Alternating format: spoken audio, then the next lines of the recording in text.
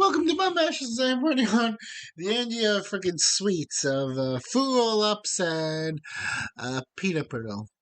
Anyways, today I would talk about this article I found online um, from, I think it was a gamer, where they asked why Dragon Age, why didn't Monster Hunter become Dragon Age Veil God? Um, and I think there's a lot of misconceptions going on, or just over assumptions. Because yes, and I've been because honestly, Monster Hunter is not type of my type of game. Like, I played Wilds because my friends from Final Fantasy 14 were like, "Hey, Wilds is great." I'm like, I tried it. It's fun. It's just the monsters stomp around you and make you their bitch. But it's one of those things where it's like, if you like it, have fun. It's one of I'm not gonna spoil the party, but in order to get a better grasp of the situation, I decided to look up reviews, what's going on. Because from what I heard on Twitter and stuff, when this first went on, when the game first came out, it was lag as hell and poorly optimized. Which it's a problem. I think people are gonna negatively review it because especially from what the graphics are, this is what it says on Steam. So it's it's to run it well, and want to know something. It's Steam, come on up. It's 1660 is the bare minimum requirements to run a game, and that's like graphic cards. That's not even going to things like, oh yeah, processors, RAM, and all that stuff. And yeah, so I think if they don't have a high-end PC, it might not work. And even if they do have an high-end PC, how, um, depending on the graphics card and stuff, it might not even work. Like, I got the 450, and it's a good graphics drive, but sometimes it's just like, oh Lord, it feels like it was rushed out. Because the 3060 or the older one, it was like 3050. The one that came out during the pandemic when everyone tried to find it, that was like, oh my god. I think that was one of the better ones, but as long as it works, that's all I could say. But yeah, so I think with the poorly optimization, I heard it runs better on the PS5. I don't know how true that is, but the optimization stuff when it comes to PC, it's not good. So I understand it's maybe a little bit of assumption, but also these people aren't gamers. The people who run these sites, like IGN and stuff, they aren't gamers. And I think that's sort of where the contention comes in most of the times, is because they try to insert their politics in every second. It's like, no, we just want to hear about games. Unless, sometimes, which I'll cover in the next episode, where they both just collide, gaming and politics,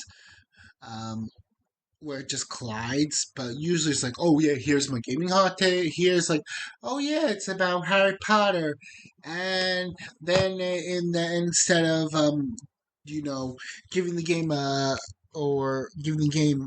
a welfare review, it's like, no, it's a 0 because J.K. Rowling is J.K. Rowling's franchise, and she's a turf, which I this day everyone's like, oh yeah, that's a feminist. That's apparently a derogatory for a feminist. It's like, okay, cool, good for you, but it's not. It's like one of those things where I don't think it's universal. I didn't even know what it was, and I had to Google it. I'm like, okay, well, that's what a turf is. And writer, and this was during Trump's evaluation, and it's where they were gonna deduct a point if the game had Golf America. It's like, that's not even game mechanical. And I could understand if it's like, oh yeah, the game's buggy or the fighting is just annoying as hell, but that's just very petty to me. So it's just like those journalists at the end of the day are gonna do their thing and be like, yeah, you know what? Fuck this. I think that's why people don't go to them. And they don't understand that people just want fun games. And from my understanding is it Dragon Age wasn't fun, and also they don't want characters to speak down to them. It gets kind of annoying after a while, um, and I felt it. It's like, and other than it gets annoying, like I said, it's just disjarring from the world. Like it takes you out. I was reading this book. I forgot the name of it. It was Iron Widow, and every second it's like, oh yeah, the society's bad. It's unequal. Like this is um, and it's not even showing it. It's the character themselves saying it, and it's like, okay, this is very disjarring. Just show the how the society is bad and unequal towards women instead of having to lecture the person every second. And I think that's the same thing with Dragon Age, where they try to lecture you every single second, and especially with the character Tosh. Um, Especially with the pulling the bar thing, um, and the whole transgen that awkward coming out dinner. I felt like it was just to talk down to the gamer and lecture them, and nobody wants that. And I think I said this so many times: if someone's gonna go for like to a lecture or look up intellectual topics, it's gonna be something they're interested in, not something that you're forced to listen to, like this ain't high school or college where you have like prerequisites before you have to take, like, the courses that you want to take. This ain't like that. It's my sort of thing. And then here's where things get more interesting. Now we're going to talk about the good parts of, I think, Monster Hunter Wild and what I've seen from the reviews. I've heard a lot of people gush over Gemma. I mean, she looks pretty, but a lot of people say she's beautiful, gorgeous, which I can agree. I think she's a pretty woman. And I think that also helps a lot because if you're talking like straight men, they're going to want to look at pretty women. I mean, I'll be honest, I think if you have like big booba woman in bras and panties, you can have men in thongs. Like, it should be both, not just one side. And I think the problem with what's going on is they just a lot of times most modern games are like, oh yeah, we'll put men in thongs and then women. A lot of the female characters look like they got hit by um, the ugly stick, and then they got failed facial reconstruction surgery. So I think it sort of sets itself apart because it has a beautiful character. Same with Mecha Break and First Descendants. And beautiful characters aside, from what I've been reading and the reviews, it actually plays pretty well, and it's a fun game despite the poor optimization. I mean, yes, at the end of the day, I think it's going to get mixed reviews, but here's the issue. If the game is fun, I think gamers, and it's well worth the money, I think gamers will give it a chance. Um, Especially with the fact that I think the bar's been set so low. I mean, yeah, because from what I understand, and this is what I've been saying, they've been saying the combat's been too easy-ish, but still fun. Like, it's still fun. It's sort of sticks to Monster Hunter-ish. And the fact that Steam DBN charts as of March 8th, 2025, 2:07 p.m. EST, it has 609,000 players in game at the moment. So I think the universal theme is gamers want a fun game that doesn't lecture you or make characters look ugly on purpose, or is only like, sort of making characters ugly on purpose. I think I said that. But anyways, my bad if I did. Uh, and I also think it also helps when you have managers who don't come out attacking the community with arms crossed like angry Karens. Oh, those male toxic gamers,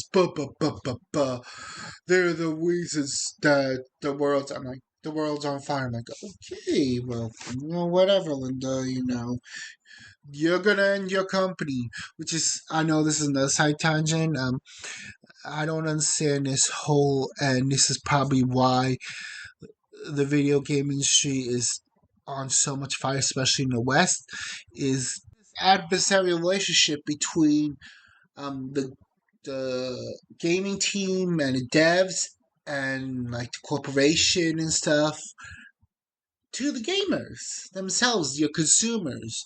Like they're button heads every second, and especially I'm not saying you have to bend over backwards for like Karens and shit, but you should at least know what your core audience wants. If they want beautiful ladies, good gameplay, then you're gonna have to give it to them. That's just the reality. Where people are gonna move on, especially if you have like a AAA company. I think it's honestly if you have an indie game, if you want to make like a I don't know a trans coming of age story, I think that at the end of the day would be more fit for indie game because I think indie companies have a lot less risk when it comes to the video games themselves because they don't have shareholders, a whole bunch of employees to pay. Um, a game that takes like almost 10 years to produce, or 8 in some cases. So there is a lot less, they have more room to do sort of that stuff. The margins for smaller indie companies are, they have a wider room to gamble with versus bigger companies because of all that stuff like employees, shareholders, um, influences on all that stuff. But I think if the best thing we could glean from Monster Hunter Wild is that game is just one fun games. At the end of the day, that's it. And they're willing to pay for fun games that don't talk down to you. What do you guys think? Are you playing Monster Hunter Wilds? If so, tell me your favorite weapon. Uh, and do you think Gem is pretty? Just leave it in the comments. I was like, I don't know what to say. Ask. Anyways, take care. Happy gaming. Bye.